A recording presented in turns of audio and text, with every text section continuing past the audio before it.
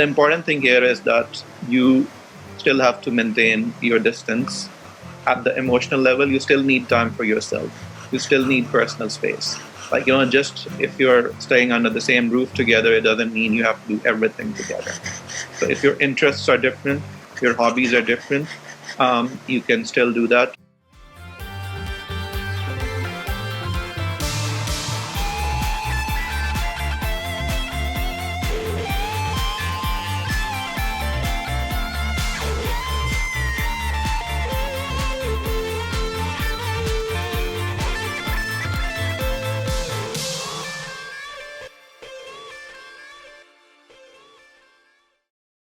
And we're live.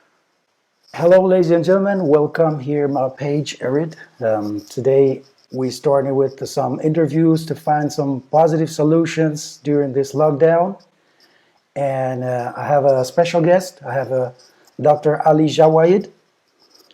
And Ali, it's a pleasure to have you here. And maybe, would you like to make a small introduction so maybe people can know you a little better? Yeah, thanks a lot for having me, Erid. It's definitely a pleasure to be here, and very nice to meet you as well. Briefly, I can mention that. So I'm originally from Pakistan. I'm a medical doctor with a fellowship in neuropsychiatry, and then I also did a PhD in neuroscience. So I study and do research on human behavior under different circumstances. And my research topics include from range from dementia to childhood trauma and also brain environment interactions. So the topics I would say are very relevant to what all of us are experiencing right now. Awesome. So I thought to make this interview because I have many contacts also on my page, and I'm part of different groups, and I'm really also interested in self-development and all this, let's say, in positive movements. Since you do your studies, I think, if I read good, you're doing now a research on what kind of impact does it have, this period, on people, this lockdown, on people in their social lives and in their mental health. Can you tell us maybe some of these results on your research? Yeah, absolutely. So actually, it's like I would say like a Herculean effort, because we started the study on 30th March after lockdown measures were implemented, I would say, in most part of the world. And so the idea is that mental health is being targeted by many ways due to the coronavirus epidemic. So it's not only just the disease itself, which could affect people through inducing fear and paranoia, but also because of social distancing, which actually in its extreme form can turn into social isolation. And then also there is a stigma, especially for people who have mental health is being unfortunately turned out to be positive, or who you have any sort of respiratory symptoms, even a cough, you see how other people look at them or react to them. That there is also disrupted routine, and then finally a lot of people are also struggling with job security right now. And this could affect our mental health in many ways. Definitely there's chronic stress, there's a risk of depression, anxiety, even suicidal ideation in some cases. So, and there's certain populations which are very vulnerable right now, especially old people, because they rely on these minimal social interactions during the day to somehow keep the motivation for life. And the purpose of this study is to identify the risk factors in a systematic way, but also to identify any protective factors. Let's see, we are checking if people who have been through a personal crisis before, if they will perform better or worse in this current situation. If having a pet would make a difference, if being quarantined alone versus with someone else would make a difference.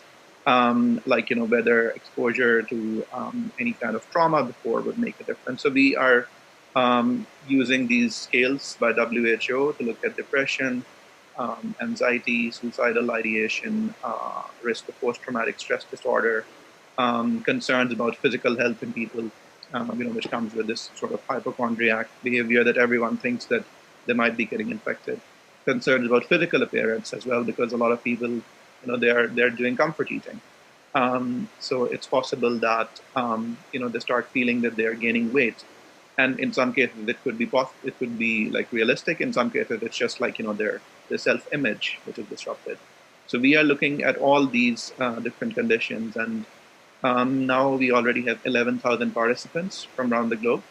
I would say Africa is a little bit missing in our study because we use virtual tools to connect to people, like mainly like Instagram, Twitter, and Facebook. And we don't have many responses from Africa, but we have like a very good representation from Europe, Americas, and Asia. And very soon we'll be like analyzing all the data and like publishing the study. Amazing, amazing. So you same time you're treating patients also online, and you try to help them. What is the challenge that mostly it presents with these people that you're helping right now?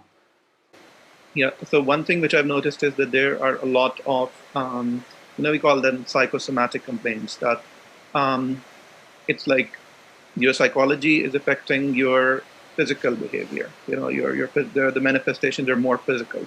So a lot of people have like problems falling asleep, or like they wake up too early, and then they remain like tired throughout the day because they're not getting enough sleep. Another symptom which we are seeing is like depression. Like it's like a lot of people, like when I talk to them, like you hear them think that they have started to feel that this is going to be permanent, that this is not going away, and although on one hand such mindset is good in a way, because like it's not like you should just think that okay, it's going to be over tomorrow, so there shouldn't be a false hope. But then you have to find a middle ground, because a lot of people are thinking that this is not going to go away. And for example, like I was talking to like one patient and was thinking about November and wondering if things will be okay. So that is something which we are seeing, and digestion is getting affected in a lot of people as well. So many people have complained that their bowel habits are different now. They're not able to digest food. I think it has to do with stress, but also with the fact that people are not going out enough, and the physical exercise aspect is also not there. So I would say these are the three most common signs and symptoms which we are seeing. Awesome. I would like to remind the people who is watching live that if you have like a question for Dr. Ali, maybe you can put it in the comments so you can interact with him, or maybe he's going to answer you directly. So please go ahead and let us know. So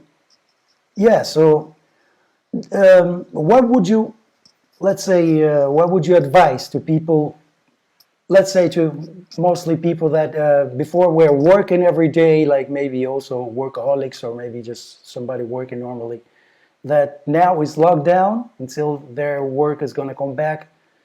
And what would be your advice for these people right now? So I think like the very first thing which I would like everyone to know is that if you're anxious in this situation, and if you're feeling like uncertainty about things, that's completely normal. Like nobody expects, even your own, let's say, your cognitive reserve, your resilience which you have in your brain, that also doesn't expect you to be prepared for that. But I think what you can do, is to see if your worry is becoming irrational or not, right? So I mean, of course, there is a lot of negative stimulation coming, but then you also have to look at the positives. For example, like I always tell like any patients or friends I talk to, that you have to look at the number of active cases rather than the number of new cases, because when you look at the number of active cases, you're also looking at the number of recoveries. And it's not only that people are recovering, but also at the same time, that means that we are developing an immunity, in our demographics. And if you look at number of active cases, for example, in Switzerland, they are going down now, for the last 4 days, although the new cases are still going up. So, but if you look at number of active cases, that gives you like a clear picture of how the situation is evolving. And you can do it for your respective countries, because I believe they're also like expats here. So that would give you a feeling that, okay, this situation will be over. So that's one thing. The other is that, it's very important to still maintain a routine. Now, it cannot be like, similar to pre-corona times, but you have to find your own routine in which you do have like 1 hour of physical movement at least, and then you're still working 8 hours a day, and you still have a pattern. Like, you still have to wake up at a certain time, sleep at a certain time, take short breaks in between. Again, interaction, like, is very important. So you still should be interacting with your coworkers eye to eye, like, basically face to face. Again, we also have to think about what happens, like, in our brain when we are in a condition like that, because our brain is dependent on like these little, sort of aspects of our daily life to stay normal. For example, looking somebody in the eye, it leads to the surge of serotonin as well as oxytocin. It leads to the social bonding, and it's very important that you maintain that. Now you have to rely on virtual tools, perhaps, but still you have to keep on going with that. Again, similarly, if when I go out grocery shopping, I feel that people are like, they try not to look at each other. Like, everyone is trying to look away. Now, looking away, it's not that it's going to save you from the virus. If the virus is in the air, it's not going to make a difference. You have to maintain your distance, but you can still look at people, like, in the eye. Like, you can still maintain eye contact. You can still smile at people. I mean, if you stop doing that, then you will be safe. But, at the same time, you will start to have like a toll on it, on your mental health. So these are like a few things which I think are very important. Maintain routine, maintain social contact, and also look at, the positive, realistic aspects of the condition. So, what would be like a healthy routine? Something you mentioned before, like a physical movement. What would be a mental health routine? Let's say that could help people. What, for example, what should they think, or how should they think?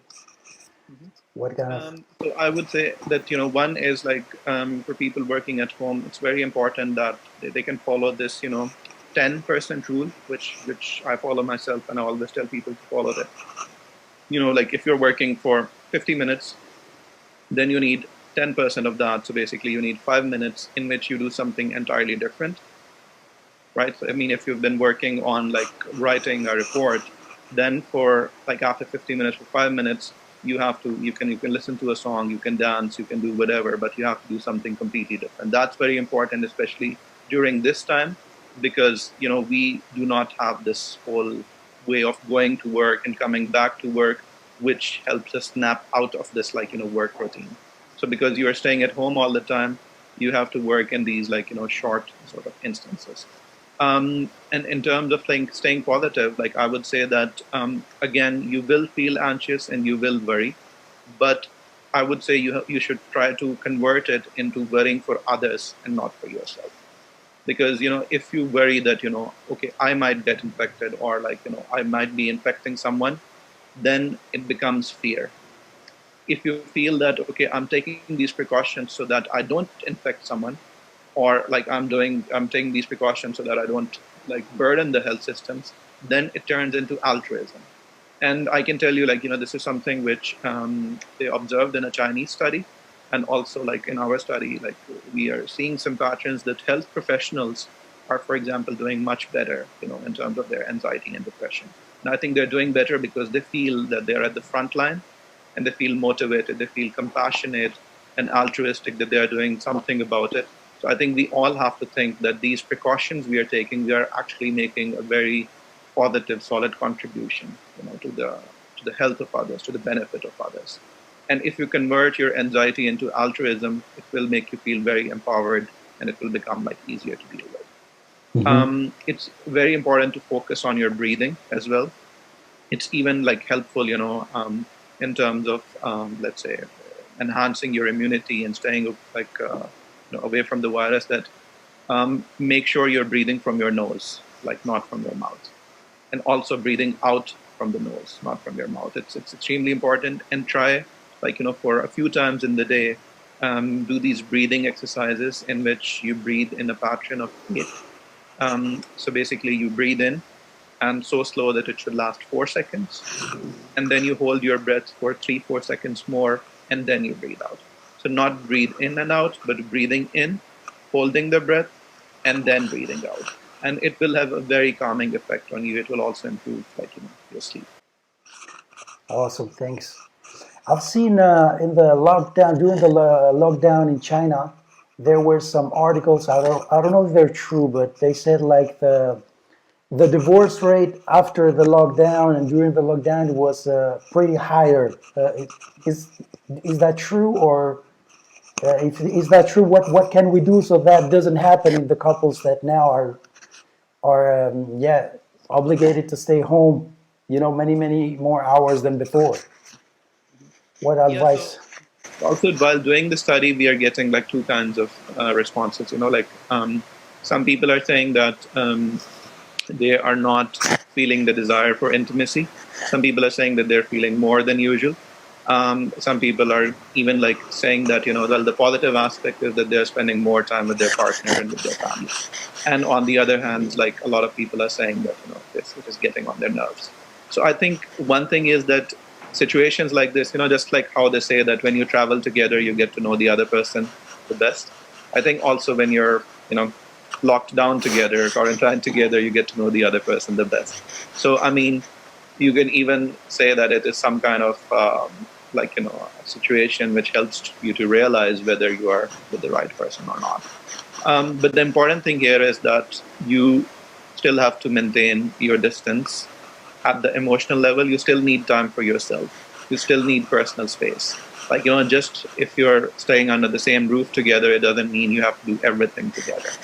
So if your interests are different, your hobbies are different, you can still do that. I mean, the advantage of also living in Switzerland is that, you can, sometime you can go out and go to the woods. And I think these are things where you still should do it alone. It's also safer if you just go out, for a little bit for a walk on your own.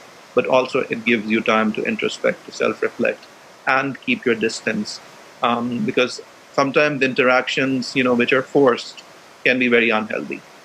So you have to also think that the interaction you're having with your partner or with your friend, who you're quarantined with, it still has to be by choice and not by force.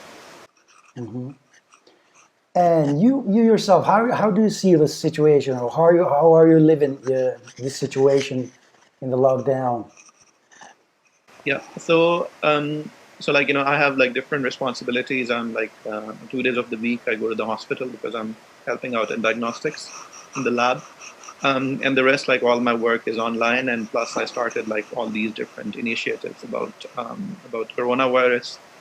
Today, actually, one of like my opinion articles got published in Science. That's like pretty much the best scientific journal out there. It's about how to protect the mental health of the elderly. And like I think because I'm doing all these things which are helping me connect to the community, I'm not getting affected by too much, I would say, at the psychological level. Because in the end, it's all about, okay, you're doing something which is positive, and then people engage with you, they give you good feedback, and I think this is very important. Let's say if that part was taken away from me, then for sure I think I would be affected because it's normal to be very much affected by that. But this is what I would advise, that keep your social communication and like compassion driven activities, like do them as much as possible. And again, like um, for example, in the article I was also suggesting this, that what we can do for old people is that like we can have like back in the day there was this like pen friendship kind of things. We can have these phone friendships with old people, or like check out on your neighbor and try to have a conversation over the balcony, and also take advice from them. Like you can consider that, for example, if you're an architect or an architecture student, try to communicate with like a retired architect right now. Take advice from them about your career, because what we know is that elderly who are able to give advice, they look forward to their life a lot more, and they feel motivated towards life. And this is a way in which you would be helping out, and still you might like have some wisdom, which you can use for yourself or your career. Again, our elderly have been through like many catastrophes. They've been through wars, they've been through like earthquakes, floods. So maybe we can actually learn something from them. And the least we'll be doing is that we will be making them feel empowered. So I think lots of people, what we need to do is to come together, form these support groups, and help the others. Then it will be easier for you to get through the day. You'll convert your worry into something positive, and you will also be helping people out, which is very satisfying. Awesome. No, me myself, I'm contacting now way much more people, cousins and friends that I don't talk to like since years. And yeah, I think it's a great occasion to reconnect with these people that we maybe somehow we got forgotten, right? So yeah, that's really great. If you have the link of your article, maybe we can put it in the comments Sure, so people can read it. Now I will go ahead. Instagram, I also have like videos about like how to deal with anxiety, a couple of exercises which you can do, also what to do for the elderly. So yeah, I would say that you can find all the resources there. I will also be very happy to do any live sessions where I can take questions if anybody is interested. How can people contact you? How can they find you if they need maybe your help or your advice? For any kind of professional sort of opinion, like I have my LinkedIn profile just with my name, like Ali Jawaid, and then for anything related to these humanitarian initiatives and these mental health study, I would say just Instagram. That's the best way. I would also take this moment to highlight one particular sort of aspect which we know from neuroscience is that there are two kinds of like lonelinesses. Like there's like a feeling of there's a perceived loneliness, and then there is a forced loneliness, and it's very important to distinguish between the two. You know, right now what we have, it's not perceived loneliness. It is something that is forced. It's not that people don't want to talk to you. It's not that people don't want to hang out with you or interact with you. But our mind starts to feel that it's like that. So you have to keep reminding yourself that you are not lonely, right now because nobody wants you.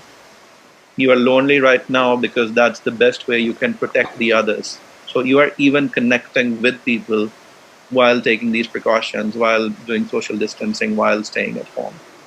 And again, distinguish between social distancing and social isolation. Actually, we should just call it physical distancing because there should never be any social distancing. Like, don't let it turn into social isolation. Like, engage with all kind of virtual tools. And whenever you have a possibility to come across anyone on the street, connect with them from a distance, smile at them, say gritzy or hi, whatever you want to say, and look in their eye. Like that will benefit a lot in terms of how your brain perceives the situation. So we have to trick our mind right now into sort of, well, not exactly trick. I think our mind is tricking us into feeling that we are lonely, and we have to retaliate. We have to say that no, we are not lonely. We are doing it for the benefit of others, for the sake of others. So before we wrap it up, do you have an advice of some book or some movie or some series that people watching can relate to, or where can they get some resources? I would say there are like a couple of TED Talks which I find like very empowering. I will share those with you. Any kind of mindfulness techniques which you can find online, they are also very helpful because mindfulness induces production of new neurons in the brain, and this is exactly what we need. We need our brain to be active so that it doesn't focus on all things which are like traumatizing right now. I mean, no, I would not say like a particular text, but yeah, like watch like mindfulness videos, and there are a couple of TED Talks which I will share with you. Amazing. So and after we will put them in the comment on this video so people can watch them also later. So it's been a great talk, and I really want to thank you for taking the time sharing with us these ideas and these solutions. And I would also say that Zurich together, I mean, it's definitely a great community. I haven't been that active because last year I was traveling a lot. But yeah, hopefully when all this is over, I'd love to connect back with you guys. Of course, hopefully, yeah. As soon as this is over, we can meet in real life and cheer together. Okay, thank you very much. I still wish you a great evening. Thank you. Thank you very much, Erid. Bye. All right, so ladies and gentlemen, thanks to Dr. Ali. I will see you next time for the next interview. And let's go.